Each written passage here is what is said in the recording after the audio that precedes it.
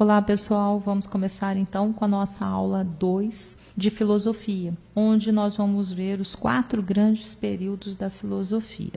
Como primeiro período nós temos então o pré-socrático, que é aquele que é anterior ao Sócrates, ou período cosmológico, onde esse período ele vai do final do século VII ao final do século V a.C.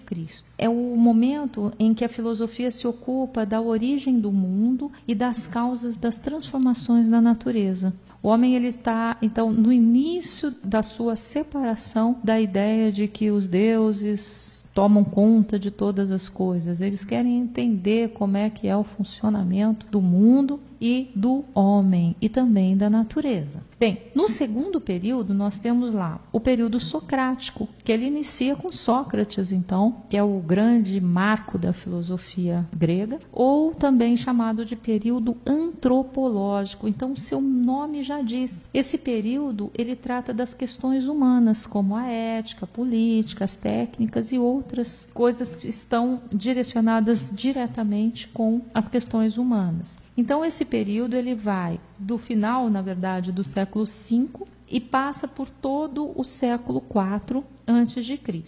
O terceiro período é o período chamado de período sistemático, onde ele vai pegar as ideias tanto dos pré-socráticos quanto dos socráticos e vai sistematizar, ou seja, vai colocar em um método. Ele vai fazer uma reunião e uma sistematização de tudo o que foi pensado sobre a cosmogonia e a antropologia. Ele quer mostrar que tudo pode ser objeto de conhecimento filosófico, desde que haja uma boa argumentação lógica, que obedeça os critérios de verdade e de ciência. Então já é uma grande evolução para o pensamento racional no período sistemático, é onde ele coloca métodos, coloca um sistema para organizar os pensamentos anteriores, ok? E o quarto e último período, ele vem com um período helenístico, ou seja, o período greco-romano, que com a invasão de Roma, quando Roma começa a expandir o seu território, ele entra também e invade a Grécia, toma a Grécia, e as culturas acabam se mesclando, tanto a cultura grega quanto a cultura romana, que então agora está dentro do território grego como um todo. Então vai do final do século III a.C. até o século VI depois de Cristo.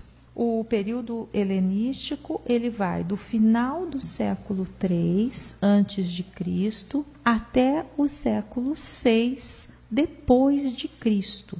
Nesse período, a filosofia se ocupa com as questões da ética, do conhecimento humano e das relações entre o homem e a natureza. E aí ele parte também para a ideia de Deus. Então, ele vai analisar a relação entre o homem e a natureza e entre ambos, homem e natureza, com Deus.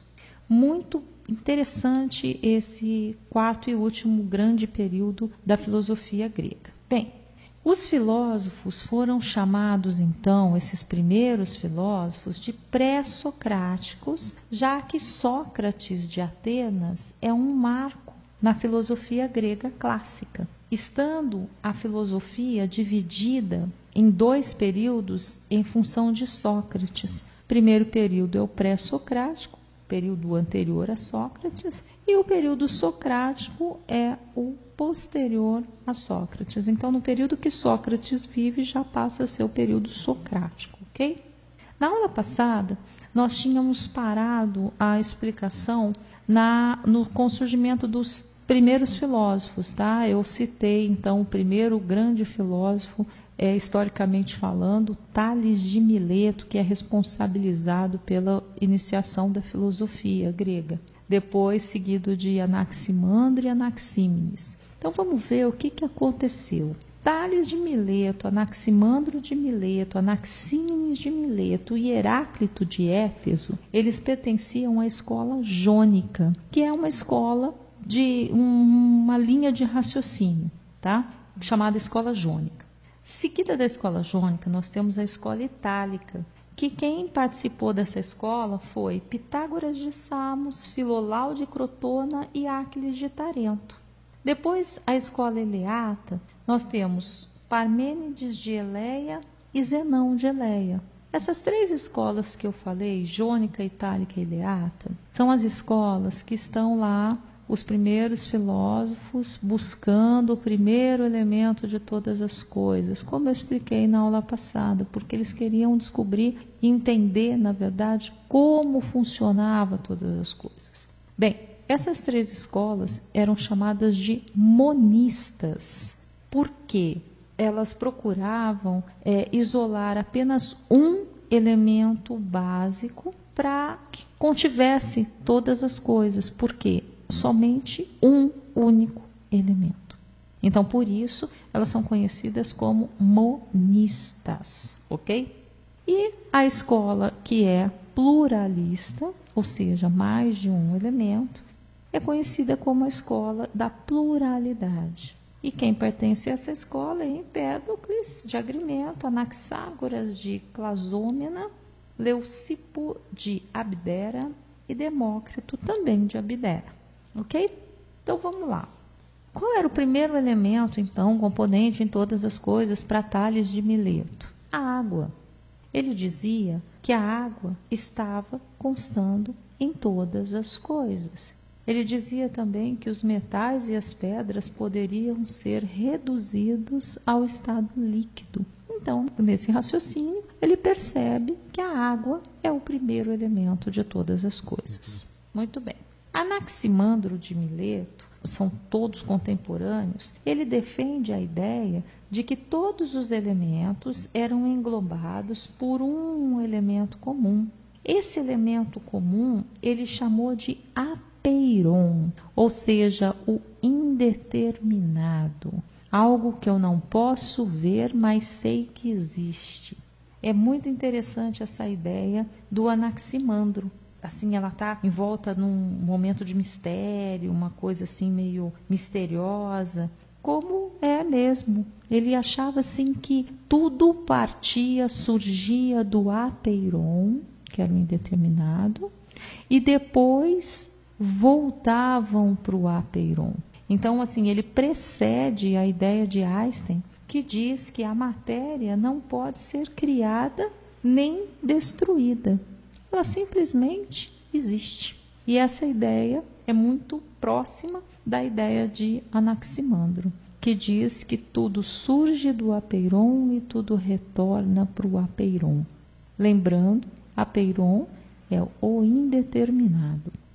Na sequência, a gente tem Anaxímenes, que inclusive é aluno de Anaximandro, mas que vai um pouco, numa visão um pouco diferente do seu mestre. Para ele, Anaxímenes, o primeiro elemento de todas as coisas é o ar, porque ele acredita, inclusive, que a alma do indivíduo humano é feita de ar. Então, quando nós respiramos, nós estamos alimentando a nossa alma, né? Bastante bonito, assim, poético, né? O que ele fala. Então, vamos lá. Continuando, nós temos Pitágoras de Samos, o famoso, nosso velho conhecido do Teorema de Pitágoras. Bem, se ele fundamenta os teoremas de Pitágoras que a gente estuda até hoje, obviamente que o primeiro elemento para Pitágoras de todas as coisas não podia deixar de ser os números, né? Ele afirma que tudo pode ser explicado por teoremas matemáticos e fórmulas matemáticas. É bastante interessante Pitágoras também porque ele faz uma conexão da matemática e da música. Ele reúne o físico, que é o número, né, com a música, que é algo espiritual, que nos eleva e tal. Então é bastante bacana porque ele, através dos números, ele entende a harmonia musical. Muito bem. Sequenciando, nós temos Heráclito, que não é nada menos interessante, porque Heráclito, ele defende que o primeiro elemento de todas as coisas é o fogo. Ele defende a ideia que tudo está em constante transformação e ainda é uma sequência interminável de nascimento e morte, criação e destruição. Ele percebe que este movimento também se dá no espírito humano. Então, é tudo uma eterna transformação. Um eterno nascimento, uma eterna morte. É bacana pra caramba. E nesse sentido, ele vê o fogo como o primeiro elemento de todas as coisas. Bom, os pensadores, cada um percebe um elemento e eles ficam lá numas discussões intelectuais super interessantes e chegam até meio que, entre aspas, brigarem, né? Porque o Parmênides, que também é um pré-socrático, ele é completamente anti-Heráclito. Ele diz que não tem nada a ver isso que o Heráclito está falando, que é completamente ao contrário, que ele está na total e absoluta contramão. Ele diz que o primeiro elemento de todas as coisas é o ser imutável, é o ser constante. A mudança, para Parmênides, é apenas uma ilusão. Ele defende a essência, ele defende aquele que é. Então ele diz, inclusive, de uma forma provocativa para Heráclito, que o seu credo é o é, porque ele diz assim, que o ser é e o não ser não é.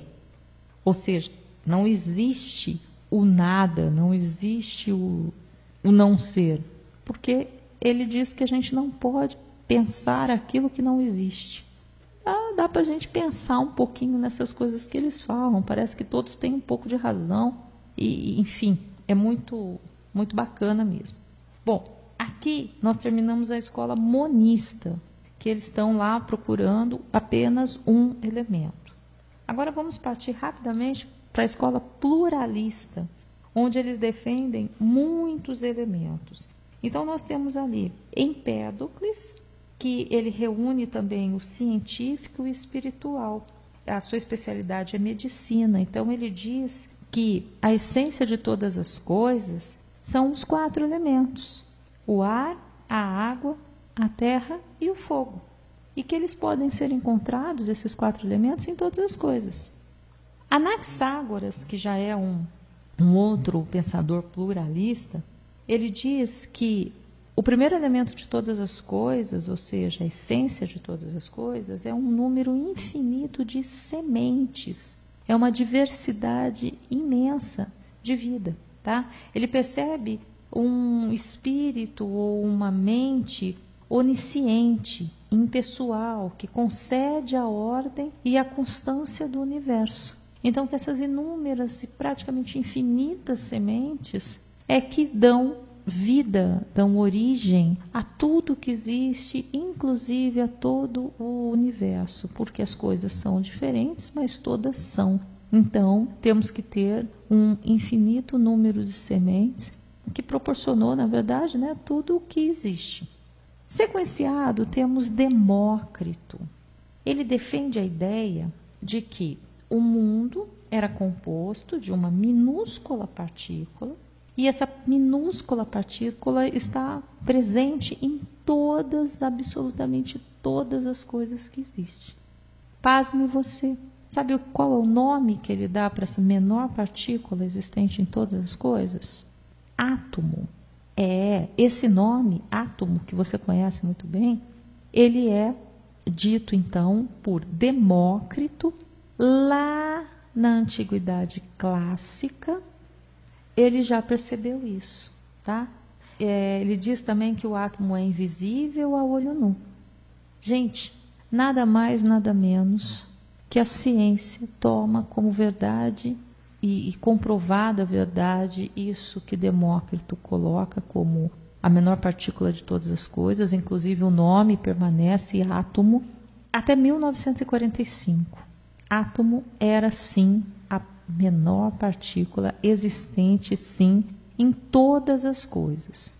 Depois de 1945, lá na Europa, eles começam a perceber que o átomo podia ser dividido. Então, bom, se ele pode ser dividido, ele não é a menor partícula de todas as coisas.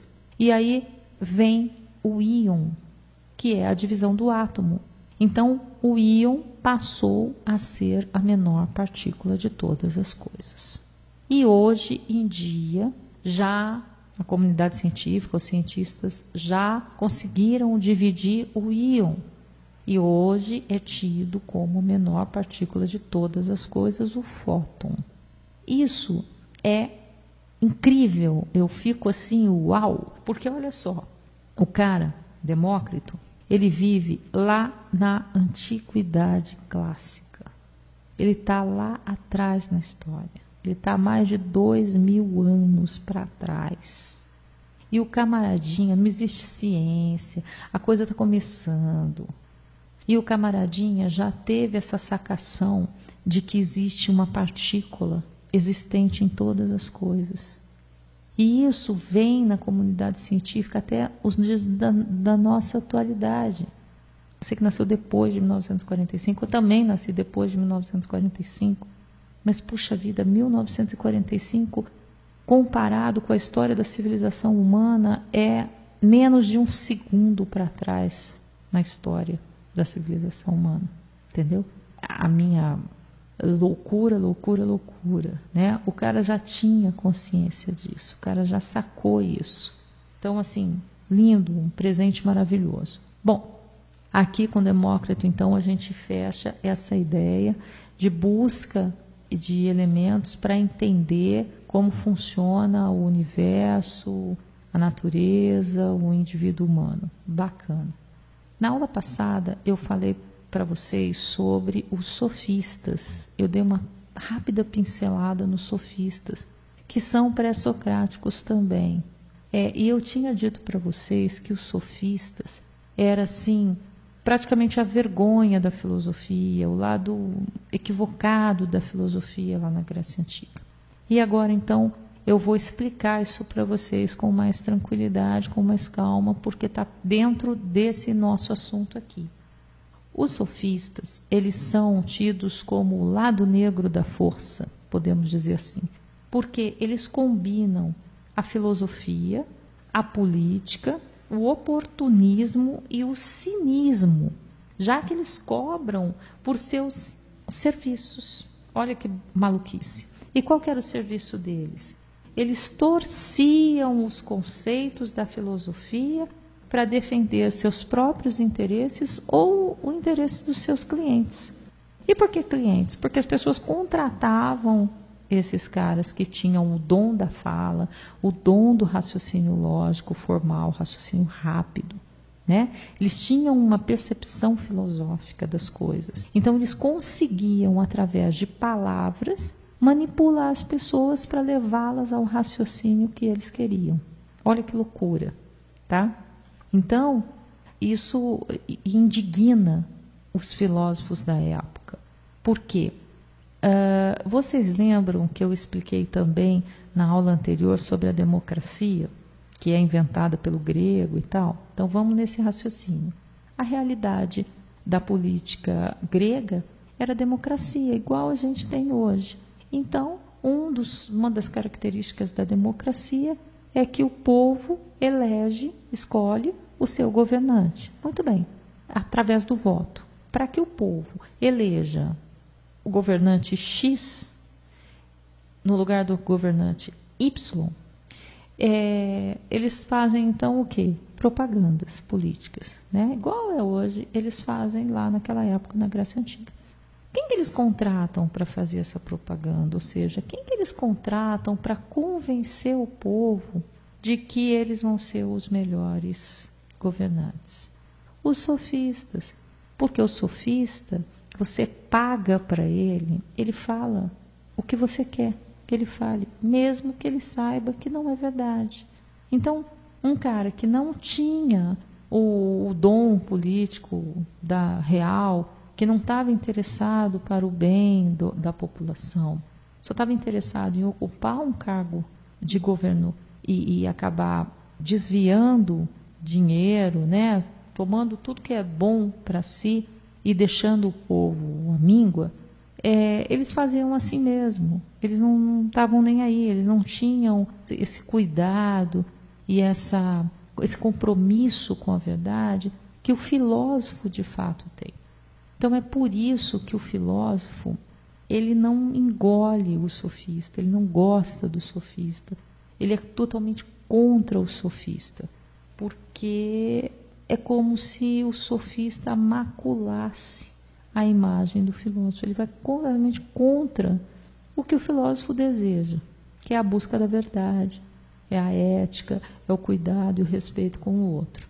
O sofista, ele está preocupado em defender seus próprios interesses, ou então o interesse dos seus clientes. Ele vendia, por exemplo, os seus truques linguísticos para manipular as pessoas, entendeu?